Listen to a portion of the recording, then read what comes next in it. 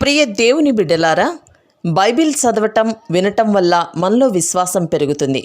మన మార్గానికి త్రోవ చూపుతుంది. సమస్త జనులను శిష్యులనుగా చేయుడి మత్తయి 28:19 వచనంలో దేవుని వాక్యం తెలియచేస్తోంది. తెలుగు బైబిల్స్ను ఆర్ఆర్కే మూర్తి గారు రీసెర్చ్ చేసి విశ్లేషణ చేసిన బైబిల్లోని ప్రతి అధ్యాయాలను వచనాలను వరుస క్రమంలో అనగా ఆదికాండం నుండి ప్రకటనా గ్రంథం వరకు ఇవ్వబడుతుంది. ప్రతి ఒక్కరూ ఆధ్యాత్మికంగా విశ్వాసంలో బలపడి మీ జీవితంలో ఎదుర్కొంటున్న సమస్యల నుండి విడుదల పొందండి. ప్రతి ఒక్కరూ మీ దీవెన టీవీని సబ్స్క్రైబ్ చేసి ఈ వాక్యాన్ని లైక్ చేసి మీ మిత్రులకు బంధువులకు షేర్ చేయండి. దేవుని సువార్తను ప్రకటింపబడుటలో మీరు పాలిభాగస్తులు కండి. ప్రియ శ్రోతలు, ఈ రోజున మనం 118వ కీర్తనతో పాఠం ప్రారంభించుకుంటాము. ఇది యేసు ప్రభు శిలువ వేతకు ముందు పాడిన కీర్తన. హల్లేలు కీర్తనల్లో ఇది చివరిది. యేసు ప్రభువు తాను అప్పగించబడబోయే ముందు చివరి రాత్రి శిష్యులతో పస్కాను భుజించాడు. రొట్టె, ద్రాక్షరసం అనే 2 భౌతిక పదార్థాలతో తన మరణానికి జ్ఞాపకార్థమైన ఒక స్తూపం నిర్మించాడు. రొట్టె, ద్రాక్షరసం అనే ఈ 2 పదార్థాలు ప్రభువు మరణాన్ని మనకు జ్ఞాపకం చేస్తాయి. పాత నిబంధన ధర్మశాస్త్ర విధానము చొప్పున పస్కా గొర్రెపిల్లను ఇంటిల్లిపాది తినాలి. అయితే కొత్త నిబంధనలో అనగా సువార్తల్లో గొర్రెపిల్లను వధించడం, తినడం విషయమే పేర్కొనబడలేదు. గాని రొట్టె, ద్రాక్షరసం గురించి చెప్పబడింది. ఇది గొప్ప మార్మిక సత్యం, ఆశ్చర్యకరమైన అంశం. యేసే ఈ గొర్రెపిల్ల. ఈ గొర్రెపిల్ల శిలువ మీద బలి అవుతుంది, వధించబడుతుంది, రక్తం కారుస్తుంది.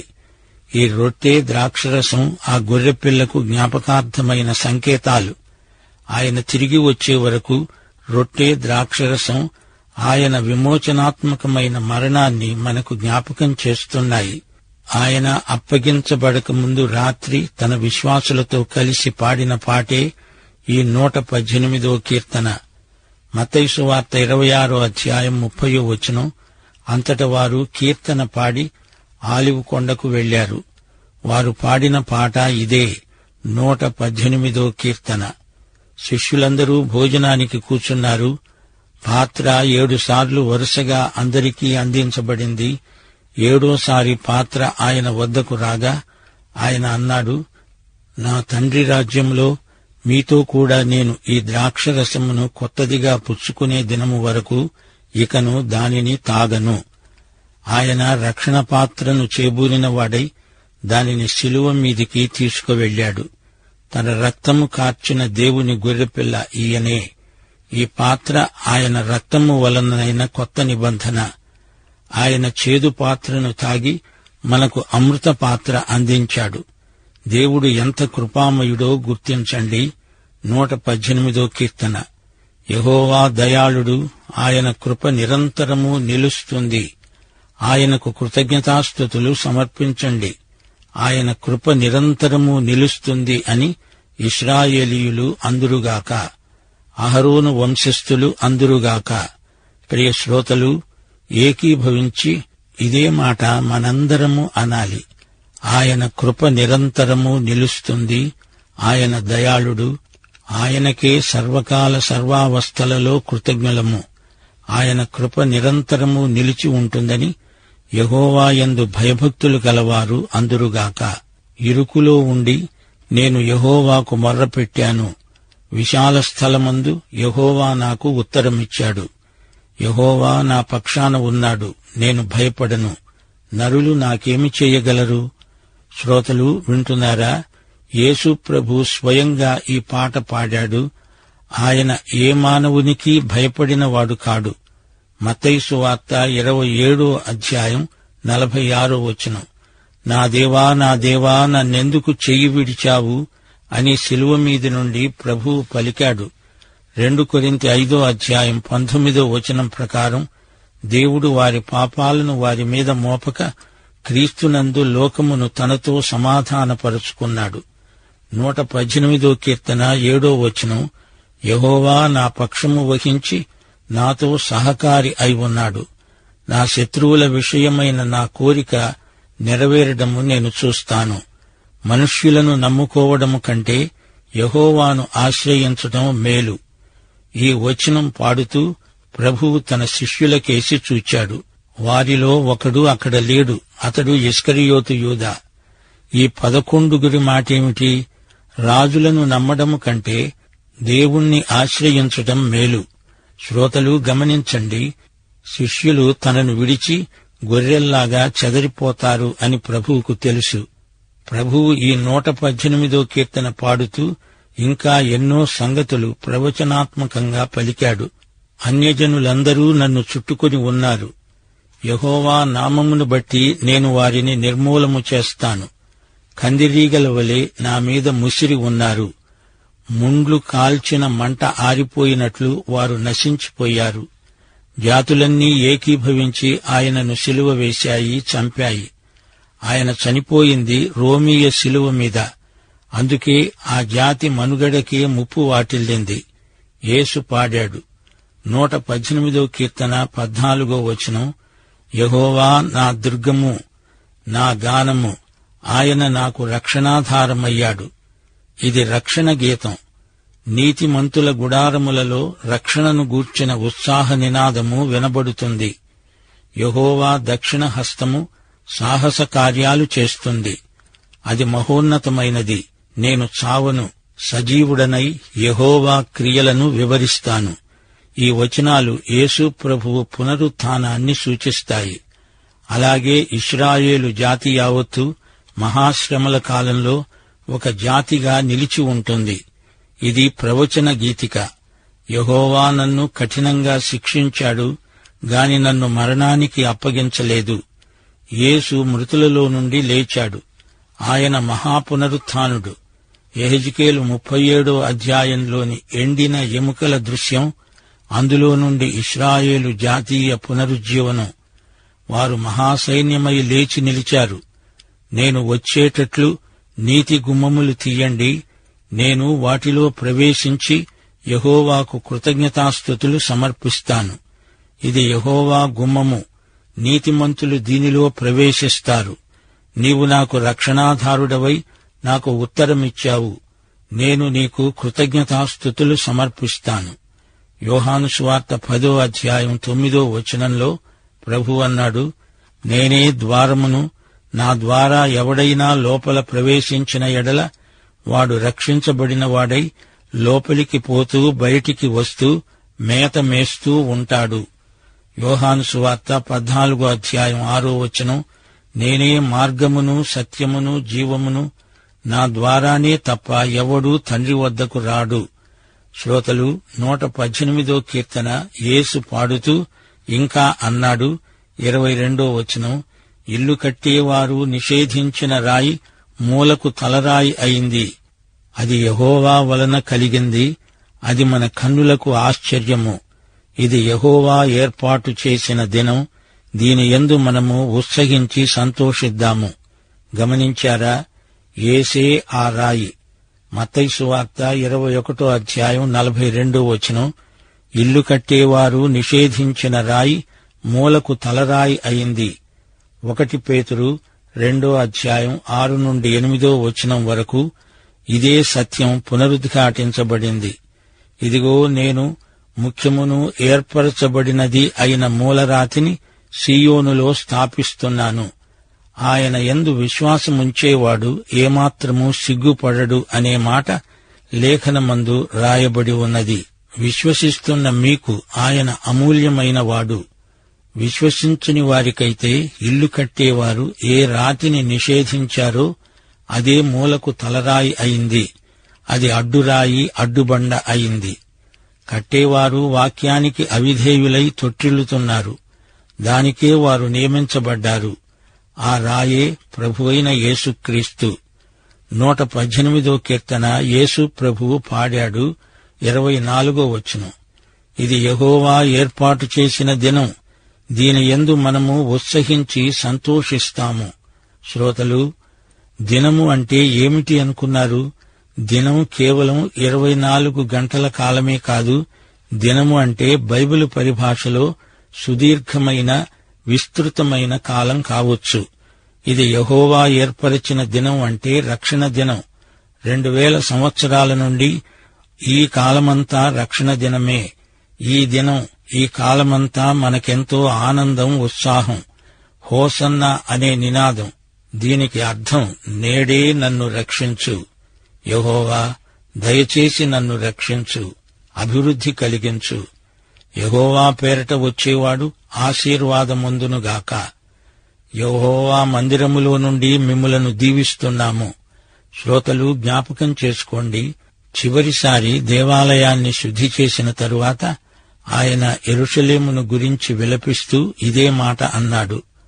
మత్తయి సువార్త 23వ అధ్యాయం 38, 39 వచనాలు. ఇదిగో, మీ ఇల్లు మీకు విడువబడి ఉన్నది. ఇది మొదలుకొని ప్రభువు పేరట వచ్చేవాడు స్తుతింపబడునుగాక అని చెప్పే వరకు నన్ను చూడరు. 118వ కీర్తన 27వ వచనం. యెహోవాయే దేవుడు, ఆయన మనకు వెలుగు అనుగ్రహించాడు. ఉత్సవ బలిపశువును తాళ్లతో బలిపీఠపు కొమ్ములకు కట్టండి. శ్రోతలు, ఈ ప్రవచన సన్నివేశం శిలువ మీది యేసుక్రీస్తే. ఆయన నీకోసం, నాకోసం శిలువ బలియాగమయ్యాడు. ఈ కీర్తన ముగింపు మాటలు స్తుతివాక్యం. నీవు నా దేవుడవు, నేను నీకు కృతజ్ఞతాస్తుతులు సమర్పిస్తాను, నిన్ను ఘనపరుస్తాను. యెహోవా దయాళుడు, ఆయన కృప నిరంతరము నిలుస్తుంది. ఆయనకే కృతజ్ఞతాస్తుతులు.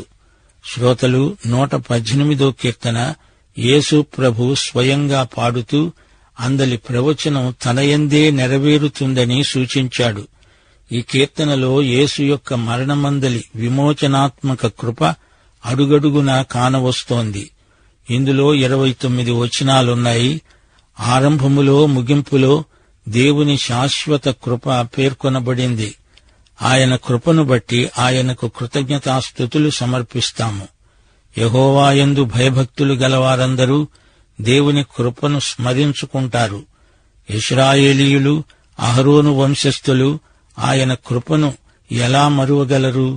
నా బ్రతుకు ఇరుకు, కాని నా దేవుడు విశాల స్థలమందున్నాడు. ఇరుకు దారి గుండా దేవుని వైశాల్యంలోకి ప్రార్థన మనల్ని తీసుకువెడుతుంది.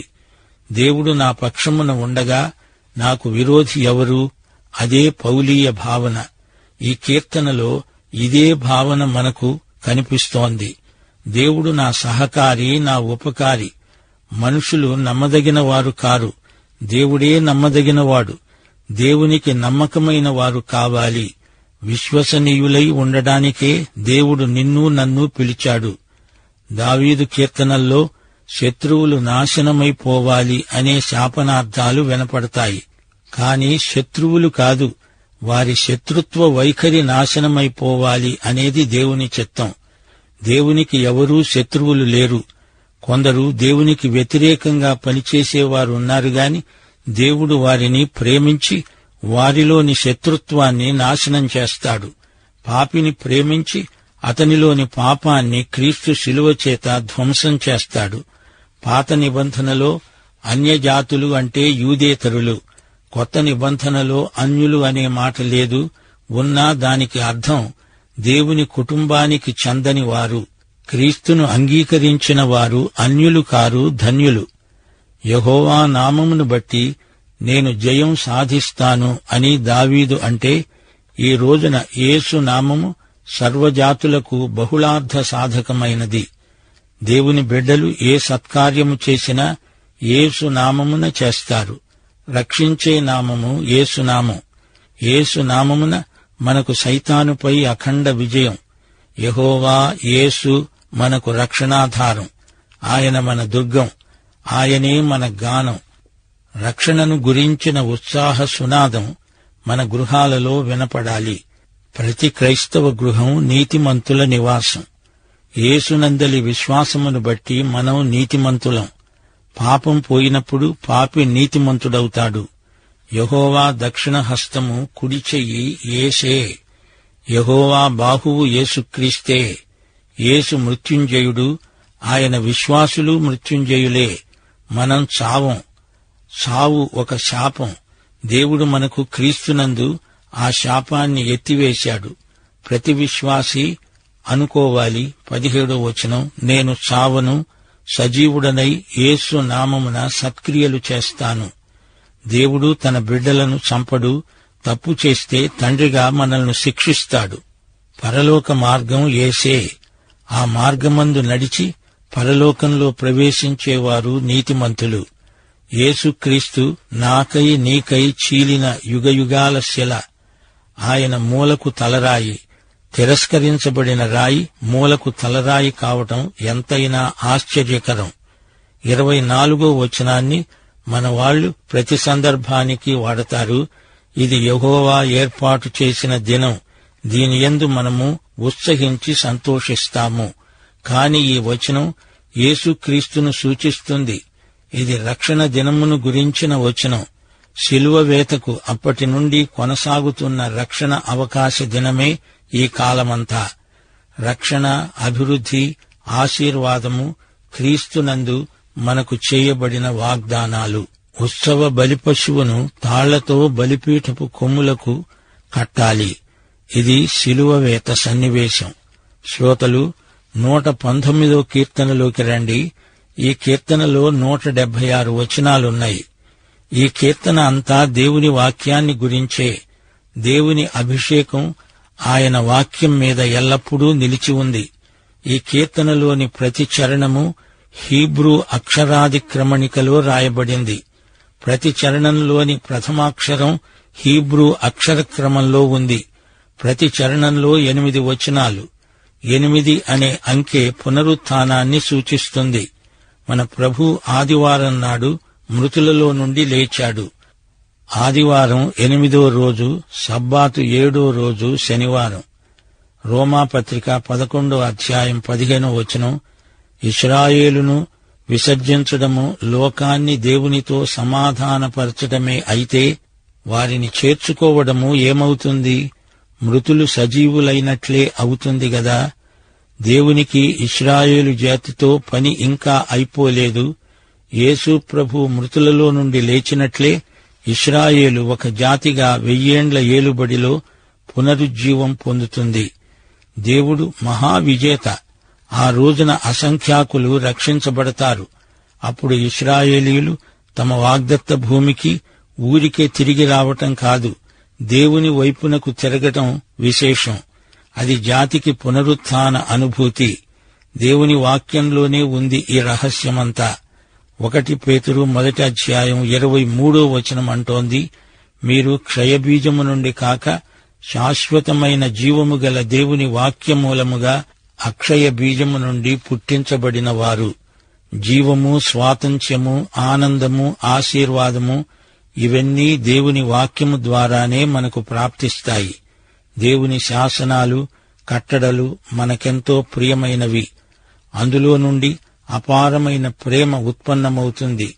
హీబ్రూ అక్షరాలు 22: ఆలెఫ్, బేత్, గీమెల్, దాలెత్, హే, వావ్, జాయిన్, హేత్, తేత్, యోద్, కఫ్, లామెద్, మేం, నూన్, సామెహ్, అయిన్, పే, సాదే, ఖోఫ్, రేష్, షీన్, తౌ. ఈ కీర్తన ఆరంభంలో గేయకారుడంటున్నాడు, దేవుని వాక్యమును బట్టి నిర్దోషముగా నడుచుకునేవారు ధన్యులు. ధర్మశాస్త్రము అంటే దేవుని వాక్యమని అర్థం చేసుకోవాలి. దేవుని వాక్యం అంటే దేవుని శాసనాలు. పూర్ణ హృదయంతో ఆయనను వెదికేవారు ధన్యులు. ఆత్మయందు నడిచేవారు ధన్యులు. 9వ వచనం, యువతీ యువకులు దేనిచేత తమ నడతను శుద్ధిపరచుకుంటారు? నీ వాక్యమును బట్టి దానిని జాగ్రత్తగా చూసుకోవడం చేతనే గదా. 11వ వచనం, నీ ఎదట నేను పాపము చేయకుండా నా హృదయములో నీ వాక్యాన్ని ఉంచుకున్నాను. యువదశలో దేవుని వాక్యాన్ని గైకొనాలి. వాక్యానికి విధేయులవ్వాలి. వాక్యాన్ని హృదయంలో దాచుకునేవారు పాపం చెయ్యరు, చెయ్యజాలరు. 18వ వచనం, నేను నీ ధర్మశాస్త్రమునందు ఆశ్చర్యకరమైన సంగతులను చూచేటట్లు నా కన్నులు తెరువు. వాక్యమే మనకు కనువిప్పు. 25వ వచనం, నా ప్రాణము మంటిని హత్తుకొని ఉన్నది, నీ వాక్యము చేత నన్ను బ్రతికించు. ఈ రోజున మానవులు అధోగతికి దిగజారిపోతున్నారు. ఈ లోకంలో ప్రతిదీ మనిషిని కిందికి పడలాగే గురుత్వాకర్షణ గాని దేవుని వాక్యం మనలను మట్టి నుండి మహిమకు ఉద్ధరిస్తుంది. ప్రియ సోదరీ సోదరులారా, ఈ కీర్తన సుదీర్ఘమైనది. జాగ్రత్తగా అధ్యయనం చెయ్యండి. ఈ కీర్తనకు కేంద్రంలో దేవుని వాక్యముంది. ఆ వాక్యము ఆది నుండి ఉన్న క్రీస్తే. ప్రియ సోదరీ సోదరుడా, నీవీ క్రీస్తును వ్యక్తిగత రక్షకునిగా ఎరుగుదువా? పాఠం ఇంతటితో సమాప్తం. మన ప్రభు అయిన యేసుక్రీస్తు వారి కృప, తండ్రి అయిన దేవుని ప్రేమ, పరిశుద్ధాత్మ యొక్క అన్యోన్య సహవాసము మనకందరికీ నిత్యత్వము పర్యంతము తోడై ఉండునుగాక. ఆమేన్.